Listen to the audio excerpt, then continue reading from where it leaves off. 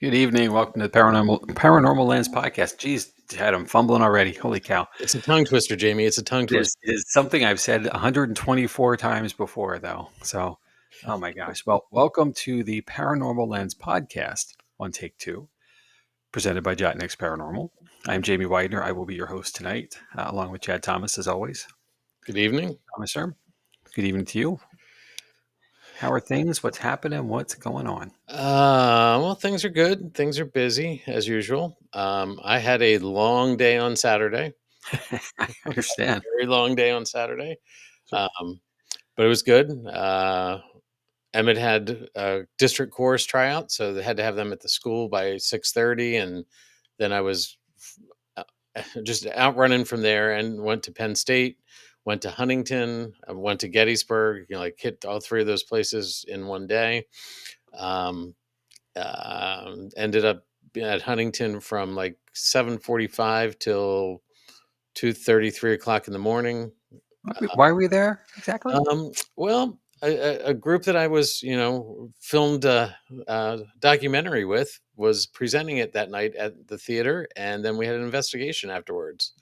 The Clifton Five, if I'm not mistaken. Clifton Five, you're correct. One of our favorite places. So yeah, I was there with our friends Chris Mendez, Scotty the Medium, Hammy, you know Hammy. Sure. And Alex went with me. I'm glad he did to help keep me awake. Oh yeah, we need that drive home. He was supposed to drive home, but when he started swerving, I'm like, maybe you should pull over and let me drive. So teamwork makes the dream work. So anyway, yeah, it was good. We had a great investigation. The first theater we were in, which was Theater 1, was pretty active. Then we went to 2, and I went under and did the sensory deprivation sort of thing. And Alex said there was all sorts of activity until I came out, and then everything pretty much stopped. And wow. So yeah, it was an interesting evening. So okay, yeah, we had some really cool stuff happen when we were there a while back, and it's a place I've been looking forward to going back to at some point. Yep. So, Ariel, we're welcome anytime. Fantastic. It's a cool spot. If anybody's out and about in Huntington, PA, the Clifton Five is an original movie theater, original theater that's been converted into a five theater, multiplex. Redundant terms there, yeah. But 5 screens, and with that, it is an active location. So they have several events where you can come and watch a spooky movie and then stay to investigate after. All for a very low ticket price, which is really, really cool.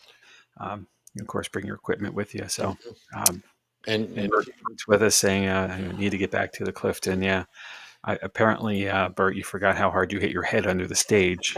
I remember. And I'm sure Heather remembers. I think you're still waiting. We're waiting for the bill to come for the damages.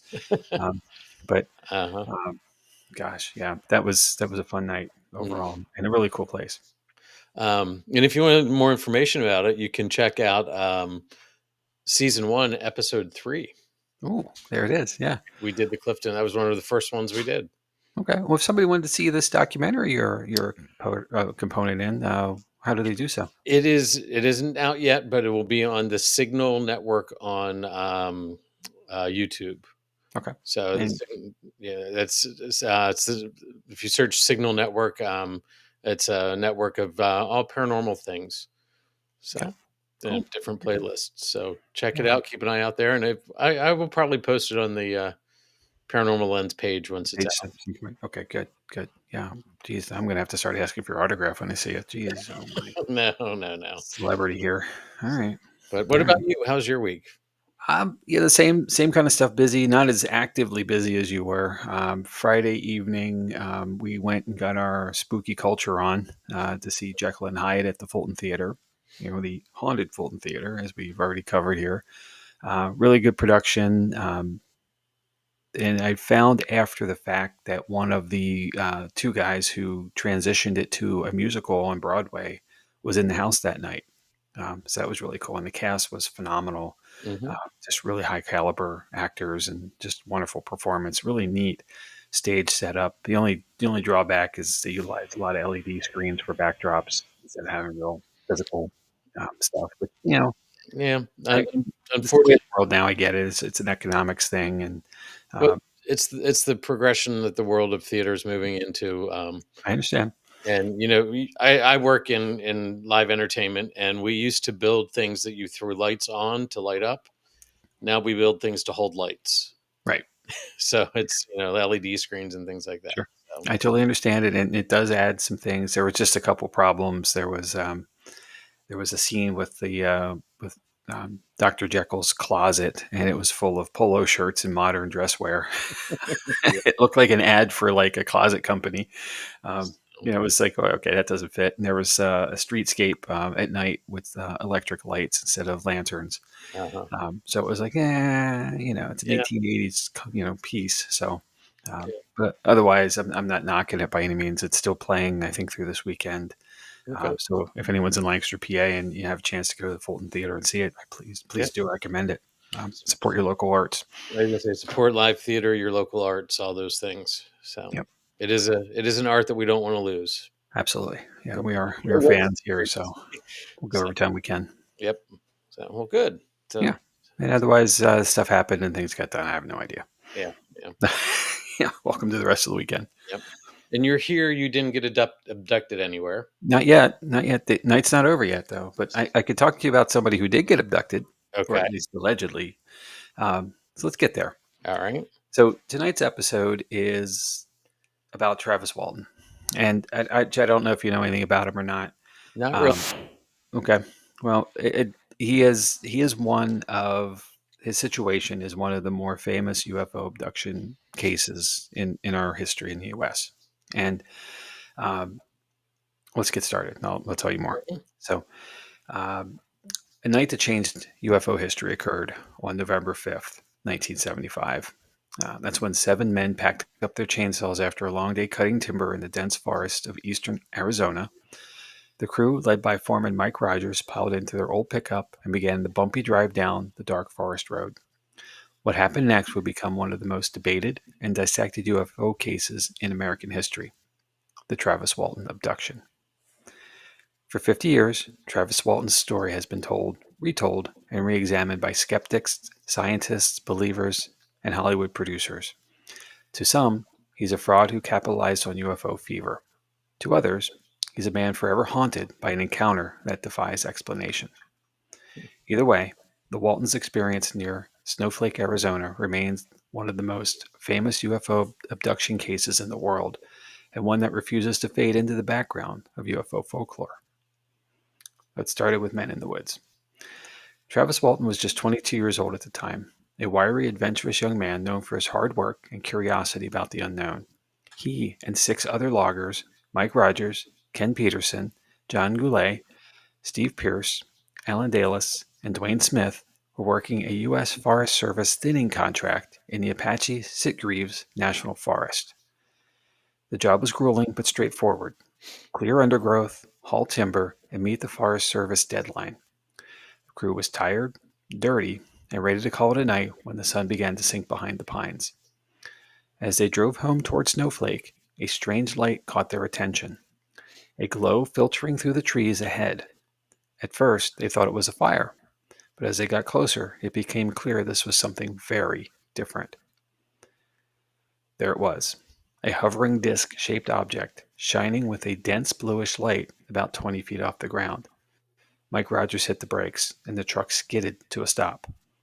Travis, curious and impulsive, jumped out to get a closer look. The rest of the crew shouted warnings. They wanted nothing to do with it. But Travis kept walking toward the glowing craft, shielding his eyes from the brilliance. Then, a sudden beam of blue-green light shot out from the bottom of the object. It struck Travis square in the chest, and he was lifted off the ground before collapsing like a rag doll. The men in the truck panicked. Terrified, they sped away down the forest road, convinced Travis was dead. When guilt and fear subsided, they returned to the spot, but there was no sign of him. No body, no footprints, just silence. That night would mark the beginning of one of the largest manhunts in Arizona history. When the crew stumbled back into town and told their story, no one believed them. The police thought it was a cover-up for murder. Reporters descended on the small community. Snowflake, Arizona, a quiet logging town, suddenly became the epicenter of a national mystery. For 5 days, Travis Walton was gone. The crew faced intense interrogation, suspicion, and ridicule. The police organized one of the most extensive searches ever conducted in the area. There were dogs, helicopters, and volunteers combing the forest. When law enforcement suggested polygraph tests, the crew agreed. 6 of the 7 men passed, affirming that they had indeed seen something extraordinary. The one inconclusive test came from a logger who was too emotional to complete it. To UFO investigators, this was evidence of credibility. To skeptics, it was an elaborate prank that got out of hand. Either way, something unprecedented had occurred in the Arizona woods. 5 days after vanishing, Travis reappeared, disoriented, dehydrated, and terrified, at a gas station in the small town of Heber, Arizona. He called his brother-in-law, barely able to speak. His first words were something along the lines of, "I'm back. They didn't mean to hurt me." What followed was an extraordinary tale of abduction, one that would cement his place in UFO history. As Walton later told reporters and recounted in numerous interviews after, he awoke lying on a metallic table in a sterile, dimly lit room. Around him were small beings with pale skin, large eyes, and oddly featureless faces. He panicked, striking out at one of them, and they quickly retreated. Walton's description of the interior was classic sci-fi come to life. Smooth metallic walls, rounded edges, and a strange misty light that seemed to have no source. The beings, he said, were about 5 feet tall, with large heads and huge golden eyes. At one point, he claimed he tried to escape and stumbled into another room filled with a star-filled holographic display. There, he encountered human-like entities dressed in blue suits who did not speak but guided him gently back onto a table. And then, nothing. He awoke later to find himself on the side of a road, watching the saucer lift silently into the sky. While his recollection compares to near-death experiences or an elaborate dream, Travis Walton has always insisted it was real. His story remained remarkably consistent through decades of interviews. And in that, the story exploded across newspapers, radio, and television. Chad, this is 1975. There wasn't social media. Right. It would have there too. Walton became an overnight sensation, or, depending on who you asked, a symbol of small-town delusion. As you can imagine, the attention was both a blessing and a curse. Hollywood came knocking. Tabloids ran wild. And skeptics like aviation writer Philip Klass tore apart every inconsistency they could find. Walton eventually wrote a book, The Walton Experience, 1978, which became the foundation for the 1993 movie Fire in the Sky.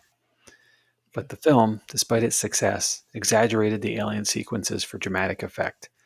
Walton himself publicly criticized it, saying it distorted his actual experience, trading eerie calm for grotesque horror. Still, the movie introduced his story to an entirely new generation, solidifying the event as part of an American UFO mythology. For every believer, there was a skeptic ready to dismantle the Walton case. Philip Klass, one of the most verbal debunkers, accused the crew of staging the event to cover up a failed contract or gain fame.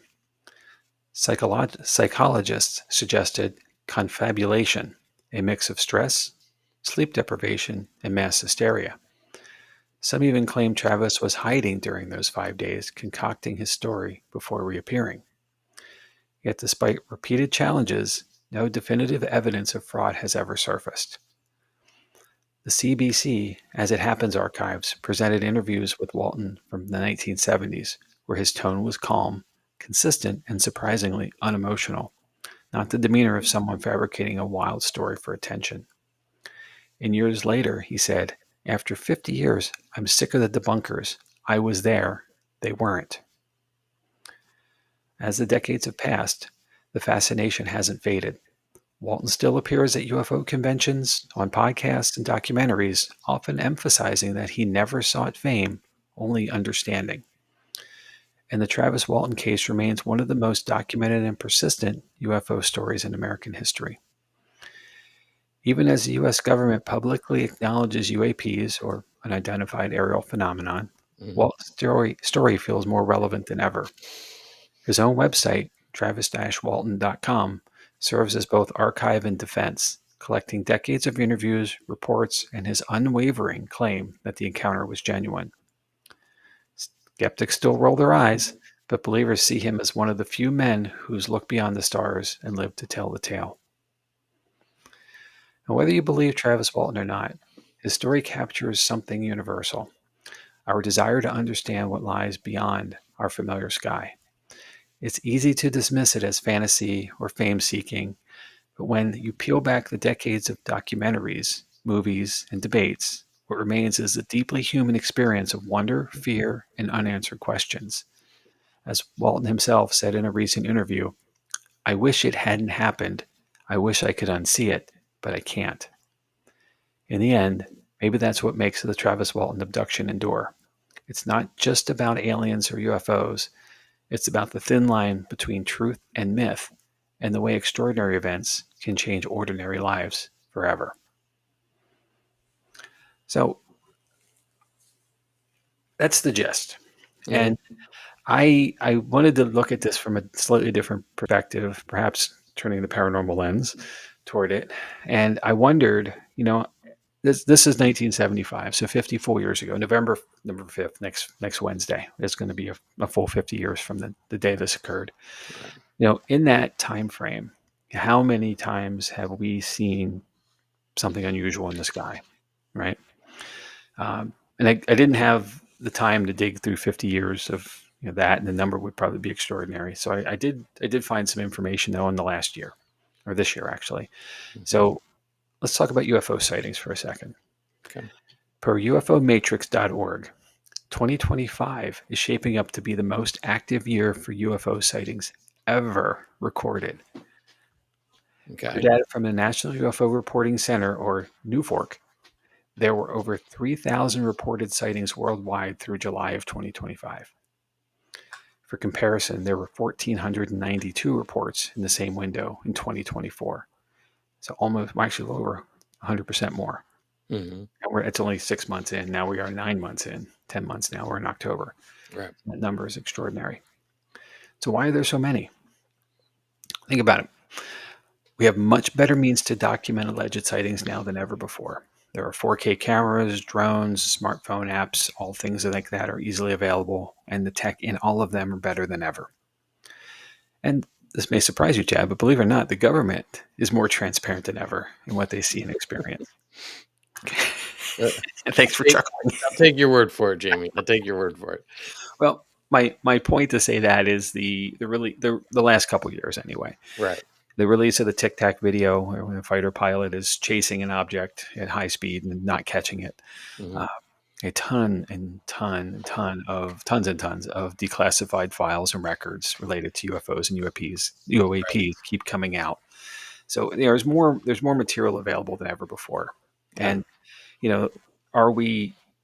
Is that to say that that's it? Probably not. I'm sure there's more that is documented as classified and so forth that we'll never see. But Right. things that are considered safe enough for consumption, normal human consumption. And the reason I think some of this is held back is because the hysteria that it creates. I mean, none of us were alive when it happened, but the release of War of the Worlds, the original radio program, Hmm. people lost their ever loving minds, and around the world. And it was meant to be. We covered this in an episode way back. I think it was the Rose Mackenberg episode, perhaps. But I think uh, so. the people who were listening to who were going to be listening to the program got held up by another episode of something else and came in late, missed the disclaimer at the beginning, saying this was fiction, and heard that Martians are popping up out of everywhere around the planet, and all Right. this stuff. So, is that possible to happen today? Absolutely. With the spread of information or disinformation, either way, and as much as we are part of it right now, presenting this material Hmm. to the world, things can just grow legs and run, Right. and there's no stopping it anymore. Mm-mm. So, even with disclaimers and things that would be anything to debunk it, you're going to believe what you want to believe. So Right. that's part of it. So, in stepping back to the point, are all sightings legitimate? No, honestly, no. Many are misrepresented commercial or hobby drones. I think in New Jersey a couple months ago, a year ago, so now, all the drone sightings that were out. Mhm. Some are Starlink satellites, that dang Musk guy, uh, or other space debris. Right. Some are actual aircraft, things that Mhm. we're just not expecting to see. And some are natural phenomenon, such as ball lightning or atmospheric refracted light.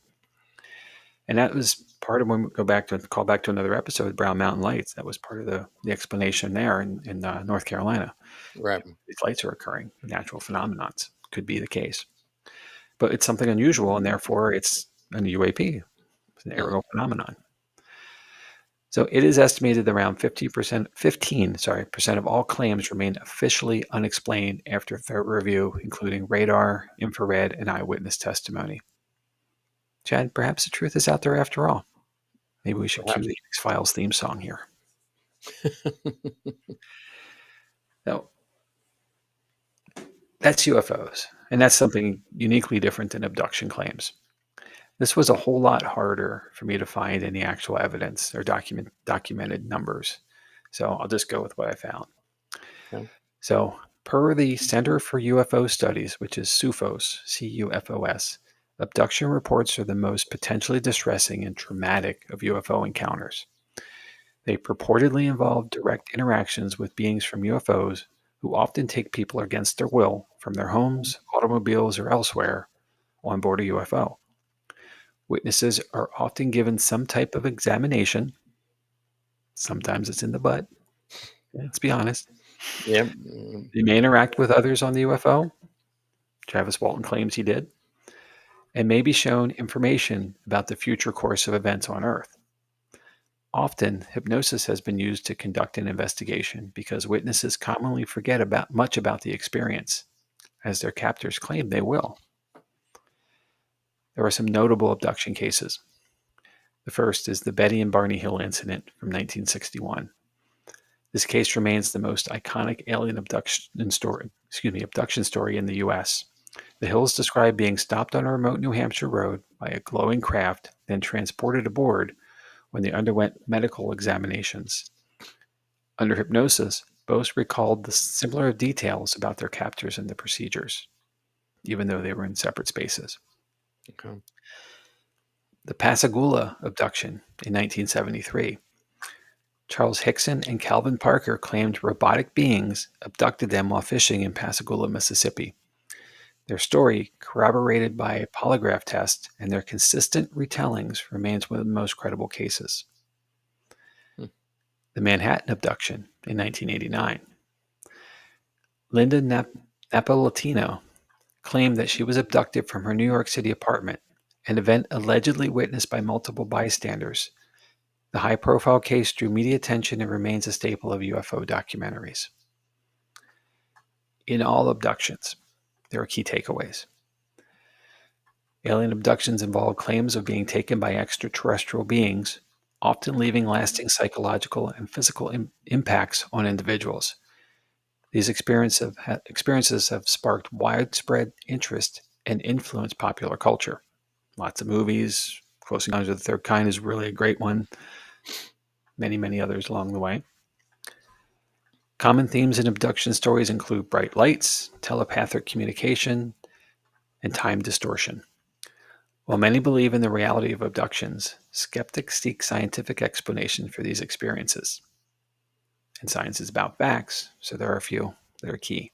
Right.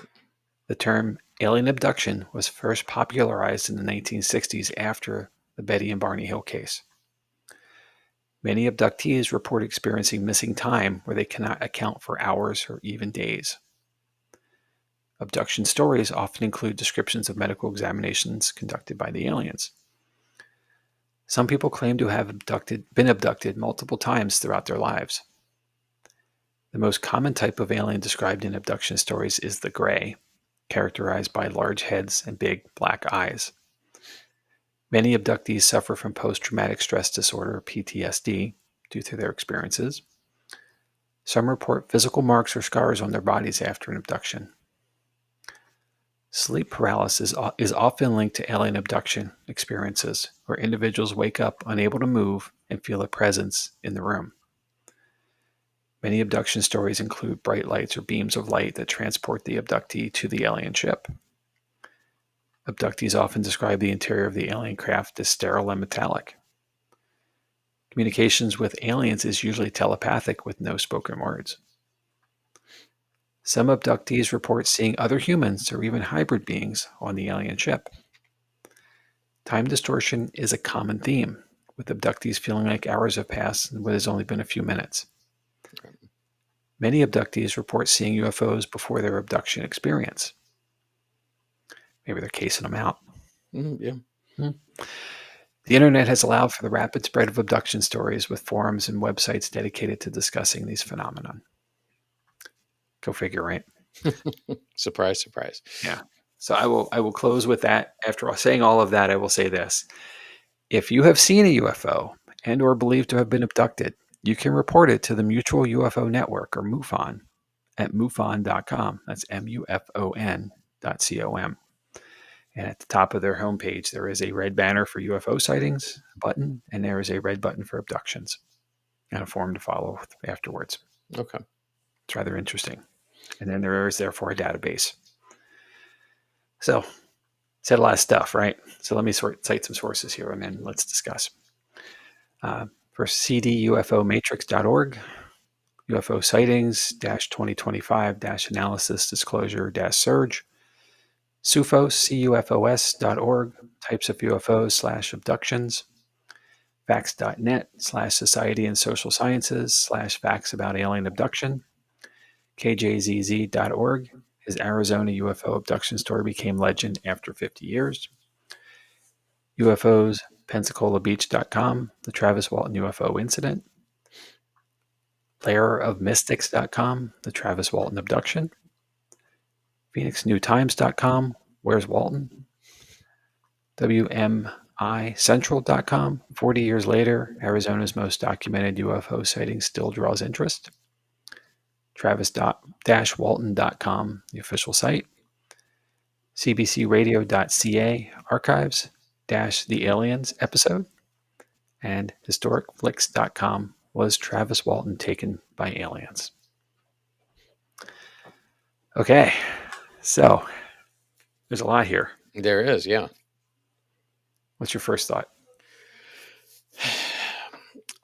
I said that I didn't know anything about this, but the more you talked, the more I almost felt like I did an episode on it, but I didn't. Right. It's like I somehow I knew this story, the research. I don't know. I don't know why, but I feel like it is something that I've looked at before. Okay. Yeah, being gone for 5 days, showing up, the polygraph, like there's so much that just makes it point to corroborating itself. It's Yeah. I think it happened. I'm going to say, yeah, this one did happen. Okay. I'm in the same boat with you, but there is something to talk about, and I'm not here to disparage Travis Walton. I want to believe him. I'm the Fox Mulder here. I want to believe, right? Mm-hmm. So the other side of it is, and it's a bit of an interesting thing. If we can go back to the slides, I think it's the third one. That's like a localized map. It shows the road like a drawing map. Not that one. I'm gonna have to make a change to. Of course. Sorry. Yeah, I get that you work the magic. I'll do the talking part. Talk for a little bit. Give me a second here. So back in 2021, there was a hypothesis presented that this was a hoax, and because in the area of the location, is this the one? Up next one. There. In the lower left corner of that drawing is the Gentry Tower, which is a 70-foot tall Forest Service fire tower. It's a lookout tower, essentially. So it's up above the tree line. It's meant to see smoke and therefore be able to report a fire. Right. It's not far from the abduction site. And the belief of the skeptic here is that uh, it's a 200 square foot living space up there, so it's plenty of room for somebody to be there. It's got a walk around, lookout ledge, Hmm. so you can access it from all sides. There's a generator to give you power, so obviously you have lights and everything. So the claim is that because it's elevated, someone could have been there with a spotlight, shining it toward the abduction site, helping the hoax of this, and then the crew not being in on the mix of it, panicked as they should or would normally, and took off. And then when they came back after realizing that they needed to check on Travis, they did not come back to the same place, so hence they didn't see the same thing. Okay. And that, yeah, sure, maybe. But here we are. I lived in Arizona for a while. I've lived in New Mexico for a while, and generally in the Southwest. So, this is November. The deciduous trees have dropped their leaves. Okay, that's normal. Right. But there are a lot of other trees here that are not deciduous. There are fir trees and other pines that keep their pine needles, their needles on, which would have made it rather difficult for a light to shine through from a distance of any kind to be as bold and bright as it's claimed to have been in the original claims, and that have gone through the polygraph test and passed through. So I'm yeah, I get it. I get somebody wants to kind of throw some cold water on this, and I'm not really sure why. Like 40 something years later, we were still trying to do this, but Right. like that's a hell of a grudge, right? Like, Definitely. Yeah. geez, um, let him have his flowers and move on. This is it's a done deal at this point. It's part of our culture. It's like just stop. Travis Walton's like 72 years old. Like let the man be. You know, Right. and the remarkableness of this is his story has remained exactly consistent through all these years. Nothing has really wavered. You know, and that's amazing. If someone's telling, the hardest thing to do is tell a lie because you have to remember it every time, right? Hmm. Easiest thing to do is tell the truth. Right. You don't have to remember anything. So, and the naturalness of wanting to embellish. There's an image of the tower. So, I mean, that's pretty obvious. That something's there. And I guess if it's illuminated, it could look like it's something that's floating, and therefore a spot could occur from it, but it would have to be a direct Yeah. line. I mean, Yeah, a very specific place to be. Like mm, yeah, I think that one's a stretch. I mean, I highly get it, intentional. but I think that one's a stretch to think that this tower, could be mistaken for a flying object. Yeah, I'm in the same spirit with that. So. And you know, I I will say this: the sheer volume of time and the fact that everybody's in the same boat still. Hmm. There is one slight split recently. Mike Rogers has verbally come out and said he's not supporting Travis anymore. Something to do with a potential production that's being created around this still. Uh-huh. Um, and I'm sure it's something financial. It seems anyway. And I'm not disparaging Mike Rogers versus Right. anything either. I get it. You're in the story as well. Um, so okay, your share of it, all that, but he's not saying anything is untrue. He's just not supporting it anymore. Right. So even still, here we are with a split. It's still the story's the same. Hmm. It's not like he said, you're right, you got us. We got you all these years, but now you got us finally. It's not saying that at all. Right. So that's just straight up amazing to me. Hmm. And through all of this, the Travis Walton story has been shared on 724 unique podcasts, covering 1,058 episodes. Now we are 1,025 or 725 and 1,059, Uh-huh. so we're in the mix now. But all of that is just fantastic. The story has just carried and carried and carried. Now podcasts weren't around 50 years ago. I get it, Right. but with news and outlets, you know, paranormal shows like Paranormal Witness have covered it. Ancient Aliens, of course. Mhm. you know, Yep. Ghost Adventures, even. Zach and the team went out there. Um, Expedition Unknown have Hmm. all done episodes, and even Chad. Larry King live back in 1993. Well, Go figure. yeah, but on this one, Bert's saying not going to do a road trip. No road trip. I don't want to be abducted unless it's a white UFO with candy. Oh, well, it is trick or treat season. I don't So know. Yeah, candy does impact things. I get it. yeah, Um, yeah. Again, I'm not wavering on this one. I think this happened. I think there's something out there. I'm one of those who believe that we had intelligence on this earth that came from somewhere at some point. Mayans, all the things that were done in that Mesopotamian era with um, just things there, the pyramids, things like mhm. too precise for what we understand from the time period. Yeah. Um, and have we gone through phases? I think we've been visited multiple times, and I think we're continually being visited, and we're just turning a blind eye to it. Again, we may not want to accept that. We may not want the idea that there's something out there. We're dealing with an interstellar object right now. 3I Atlas Yeah. has come from somewhere else into our solar system, and like, what is it? You know, it's not acting like a comet. Right. NASA has gone pretty quiet on this one, Yeah. which doesn't help matters, because now you've got no information coming. Doesn't help that we're in the middle of a shutdown because they're not, Yeah. they're dealing with that. But we're just left in an interesting position. They are actually saying that I think the 29th of October, tomorrow, could be an interesting day, because that's when it's going to be getting the most energy from the sun, because it's coming closest to the sun that it will. I'd also seen some other things on different social media stuff recently, that this year we were going to be seeing the aliens were going to reveal themselves this year, starting in Pensacola, which one of your references was Pensacola. Mhm.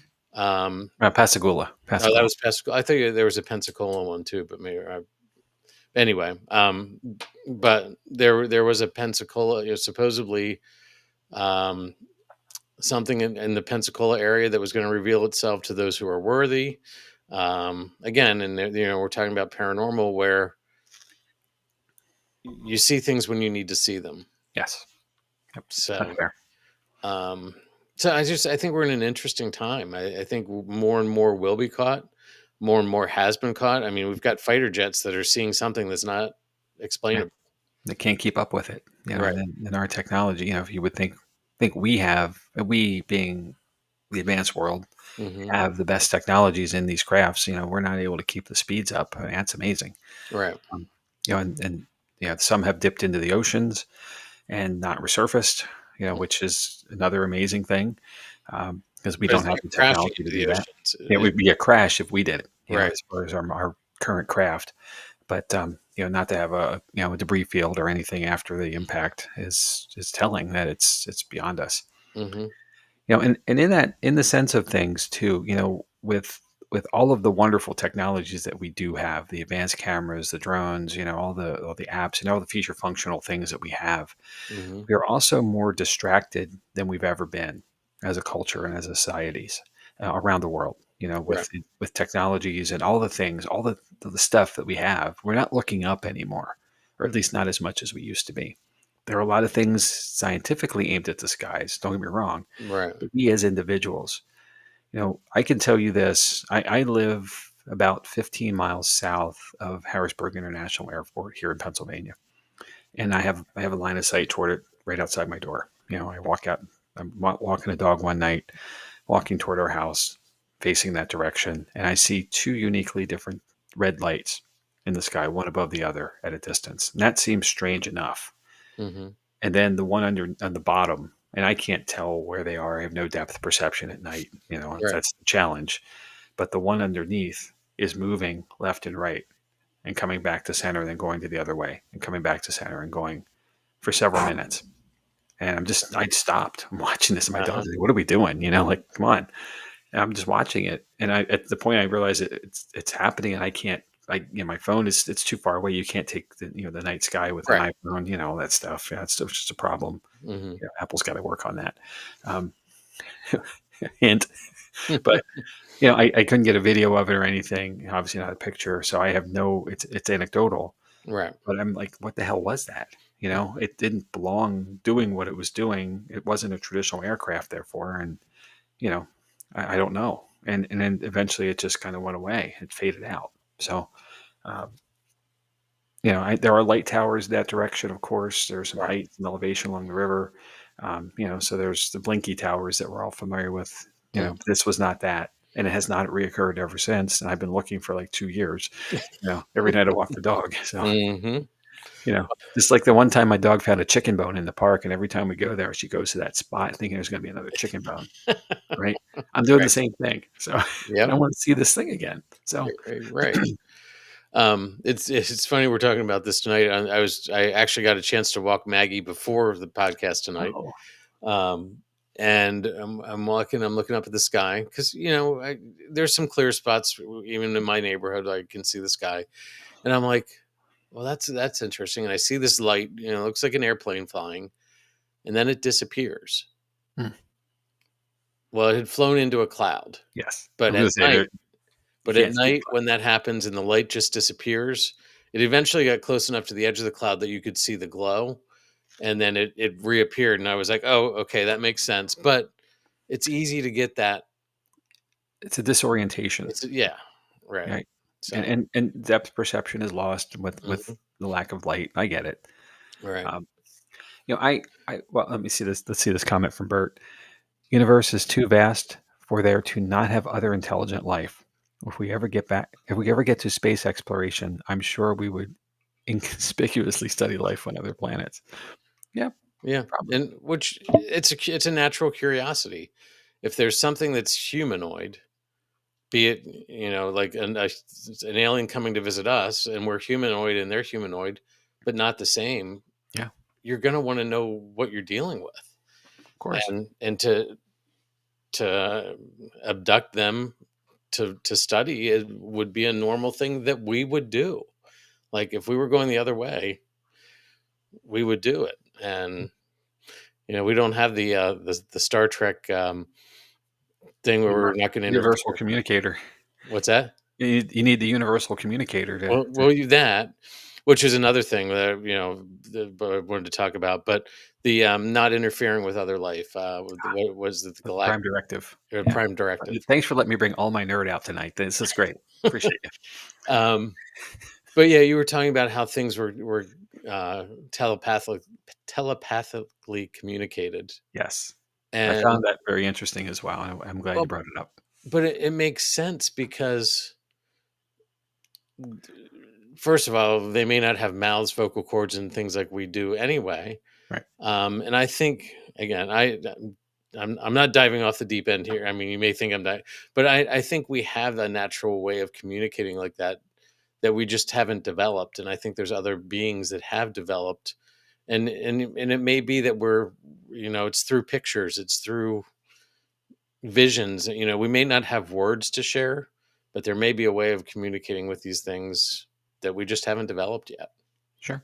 Well, in that premise, and this is fiction, of course, but the Hmm. Close Encounters of the Third Kind, with the craft's true, reveal, Yeah. and it landing and coming in and so forth. We're using music and lights as communication, Right. and at that point, once the connection is made, then it just takes off on its own. And Right.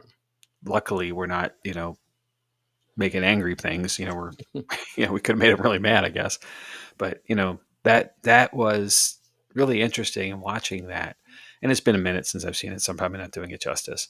Right. But um, that was to me like the moment where I realized it's not always about like, it's the Tarzan in the wilderness moment. When he's found like me, Tarzan, Eugene. It's not this Right. kind of clubby, bunky way of communicating. It really can be understandable and um, positive.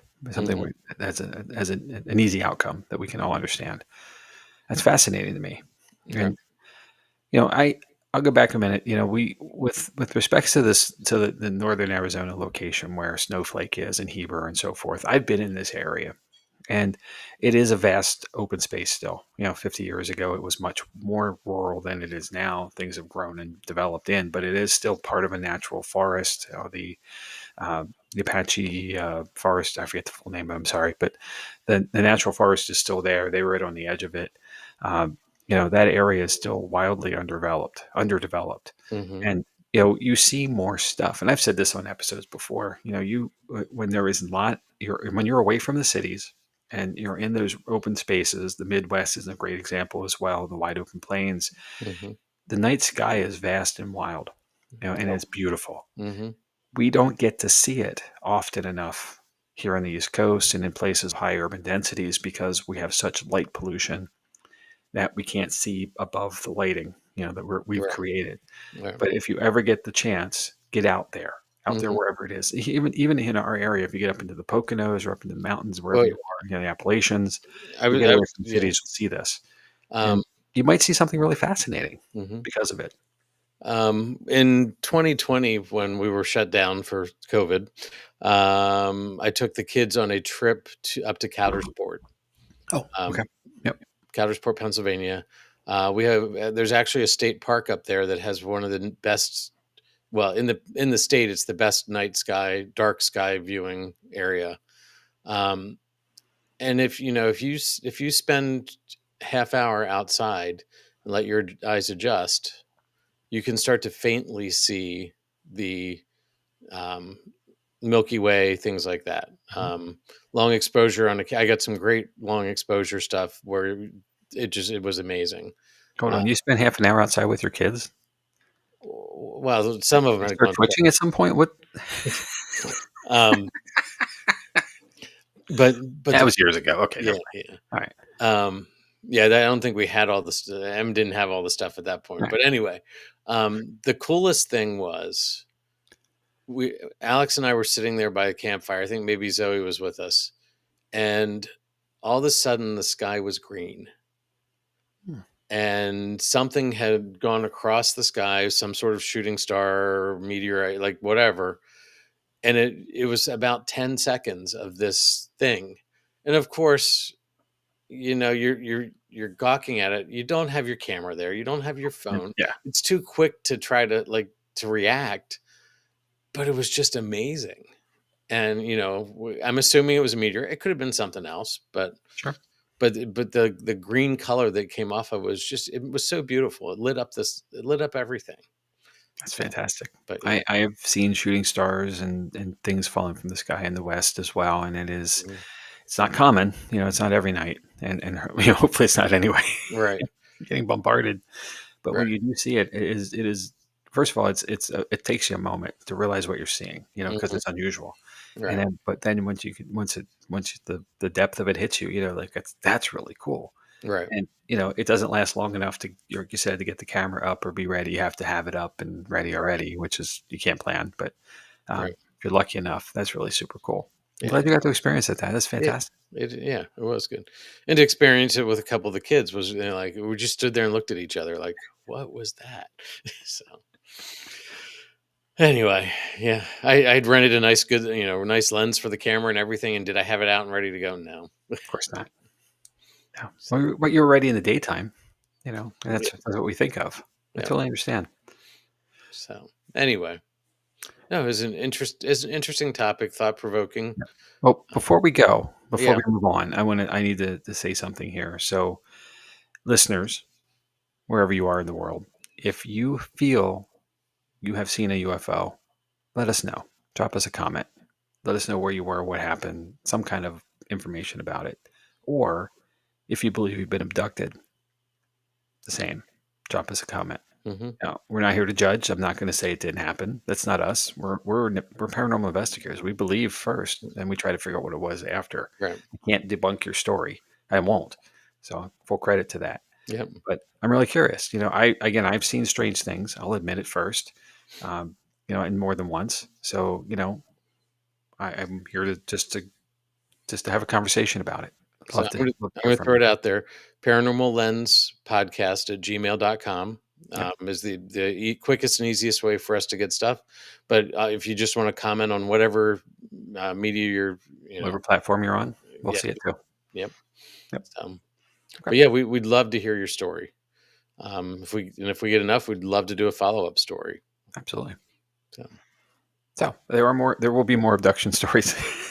Eventually, we'll get there. I can't believe this is episode 125 and we're finally at an abduction. It's not our first UFO story. Correct. The Rendlesham Forest incident was one last season, but there's another one in there somewhere before then or after then. But it's our first abduction story, or episode. So more to come. Yeah. So very cool. Thank you, Jamie. I appreciate you digging into this one. And the truth is out there. We just don't know what it is yet. Yeah. So. We got to be careful saying that. We might get sued by Fox or something. I don't know. Oh well. I'll take it. I'll take the hit on that one. So, should we talk about what's coming up? Hold please. just got a comment here from Bert that we have to hold for a second. His actual says, "Don't move on yet. Heather is typing." So this is gonna be long. Oh, no, I missed this but well worth waiting for. I missed this comment earlier. I'm sure that was yeah. And not a bad thought either. In other words, we're behind the 8 ball, and going back to being out there in the universe. Mm-hmm. All right, I feel like we need to have some hold music here or something like a little music happening. No. Here we go. All right. So Heather says, the thought of aliens scares me. I will take a haunted house filled with spirits over aliens any day. And, you're not wrong. Okay, I get you. Let's dig into this a little bit. I get it, because from what we know of haunted houses and spirits, there's nothing physical about them. They're all energy. I mean, you get some poltergeist things. I'm gonna call you on that for a second. What about poltergeist activity? I was gonna say, there's poltergeist activity, but for the most part, I think we have some control over that, like mental. Okay. I'm not saying it's complete control, but I think we have some control over that. Aliens are a physical being that's here and can touch you, can prod you, can poke you, so I get that. Might not bring you back. May take you away, right? We share the space with the ghosts and the spirits. Aliens are, we can't coexist in the same exact space with them because we're both physical objects. So, yeah. Well, we say this often in investigations, and spirits are people, so we talk and treat them like people, humans, and aliens are technically not. So an extraterrestrial would not be that. So therefore there's a different variable relationship to them. Mm-hmm. And I think you're right. It's a relationship. We just don't know. and Heather has added exactly some control. Aliens, well, they're aliens. Right. Yeah. Yep. So again, I think it's definitely something to think about. And I get that. I'm not scared of the idea. But I understand why you could be. Yeah, I get that. I'm the same spirit, pun intended. I'm sorry, I use that term too often in this episode, on these episodes. But yeah, I'm in the boat with you on this. If it were to occur, I think I'd be fascinated by the experience, and as long as there's some awareness of what's happening. And here we go though. As soon as I said that, I'm like, okay, now there's conditions, so that's not in my control. Right, but again, here we go again. We have power over spirits. Aliens have power over us. So, and if you don't remember your experience, hypnosis, the mind is an amazing thing. Yeah, and we're finding that even if our mind is wiped through hypnosis, you can remember a lot of things. we'll get into this probably into next year at some point. But I've started following a friend who's does past life regression things, Yes. and what your mind holds even in a time that didn't exist is pretty amazing.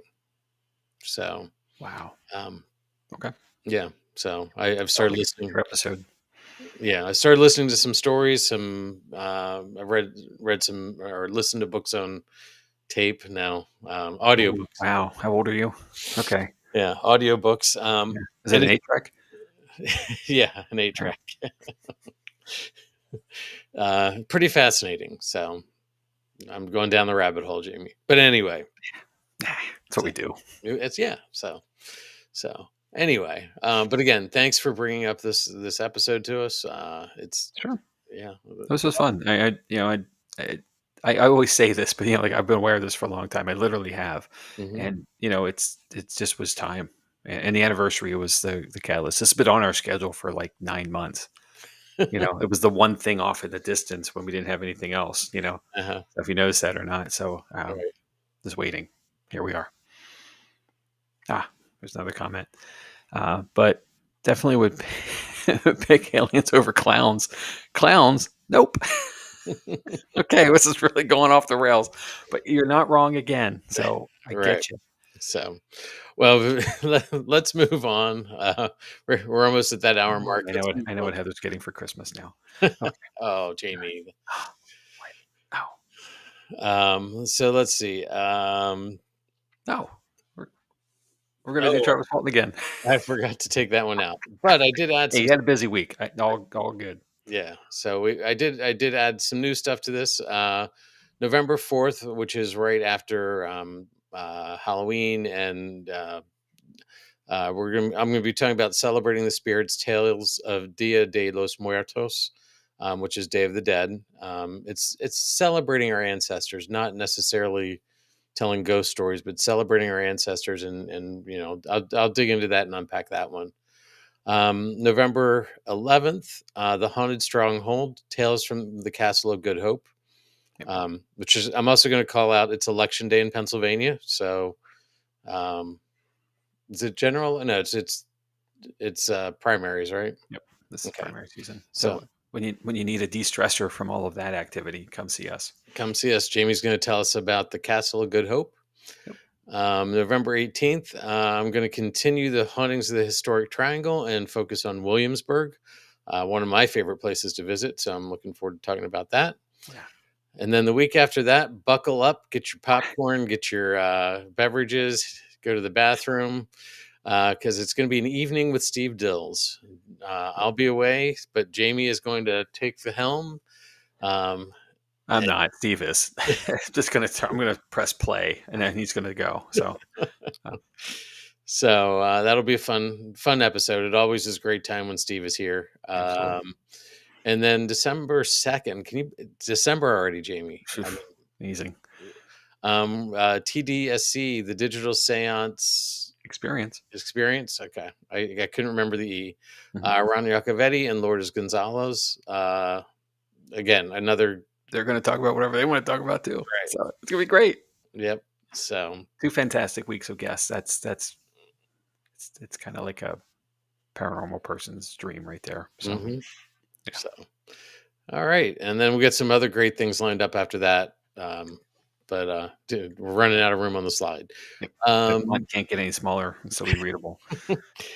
um, sorry. I get choked up over this stuff too, dude. I totally understand. November 8th, we're paranormal investigation at Booby's Brewery. There are only 8 tickets left. And Jamie, this is one that had a higher opening ticketing. So we're Yeah. at like 32 guests already. It's amazing. Well, So, it's not the end of spooky season quite yet. So right. like early November still carries in, Hmm. and yeah. So And get them while you can. currently we have December 6th on the books. There's still quite a few tickets left for that one, but they are selling. So get them while you can. Yeah, that's it for the year. Yeah. Amazing. And then after that, it's where you can contact us. We love to hear from people. If you want more information about us or Jott-Nyx Paranormal, check out the website at jottnyxparanormal.com, which is JOTT-NYXparanormal.com. You can find information about the podcast. You can find out information about the team. If you have something going on and you want us to come investigate, there's contact forms that will get sent out to the appropriate people. So check that out. Yep. If you want to drop us a comment and tell us how we're doing, whether you like us or not, Paranormal Lens Podcast at gmail.com. We'd love to hear from you. We'd like to get some listener emails instead of the spam that we get every day. So reach out to us. We'd appreciate it. If you want to check out all our links to our Facebook and our YouTube and all that stuff, it's linktree/paranormal lens, which is linktr.ee/paranormal lens. If you search paranormal lens on Google, we're coming up pretty high up there, aren't we, Jamie? Yep. Yeah, I'll find us right away. So pretty quick, Yep. pretty easy. I forgot to mention it last week, Jamie, but we're officially in 40 countries with our Spotify. Yeah, it's amazing. So Chad, there's about 192 countries in the world, mm-hmm. and we have been heard in 40 of them. So that's really cool. That's about 25%. Yeah, and honestly, too, think about this for a second. The world is covered by about 80% of water, Mm-hmm. and if we cover 20%, that's some funky math to say we cover the rest of it. Maybe. No? Yeah, sure. Yeah, sure. It's getting late. Let's just roll with it. Yeah. So anyway, if you were a professional wrestling fan at this point, I would say that's Steiner math. And if you know, you know. So okay. All right. Well, Jamie, do you have any closing thoughts on this? Yeah, I just again, if you've seen a UFO or if you have an abduction story or aware of one, let us know. Drop us that line, and let's talk about it and share it out. We don't need to put it forward to the world for you unless you want us to. But with that, it's a curious question, and as far and wide as we are reached, we're really somebody's got to have something. So let us know. Yeah, appreciate it. Sounds good. So, well, let me wrap this episode up. I'm going to say, decades later, we're still chasing answers in the Travis Walton case. Was it a hoax, a shared delusion, or a general contact with something not of this world? The truth, as always, may lie somewhere in between. So until next time, stay alert, stay respectful, and stay curious. Good night, everybody.